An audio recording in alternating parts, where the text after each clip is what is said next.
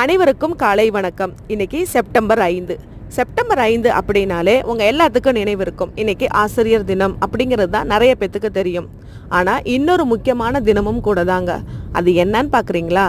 இன்னைக்கு முதுகு தண்டுவட பாதிப்பு தினம். முதுகு தண்டுவடம் பாதித்தா ரொம்ப ரொம்ப கஷ்டங்க. வாழ்க்கையை நரகம்னு சொல்லுவாங்கள்ல, அந்த மாதிரி வாழ்க்கையை தான் வாழ முடியும். ஏன்னா எல்லா உறுப்புகளும் செயலிழந்துடும். எந்த உறுப்புக்கு கீழே அடிப்படுதோ அந்த உறுப்புகள் எல்லாமே செயலிழந்து போயிடும். ரொம்ப ரொம்ப ரொம்ப சவாலான, ஒவ்வொரு நாளும் சவாலான வாழ்க்கையை தான் நம்ம வாழ முடியும்.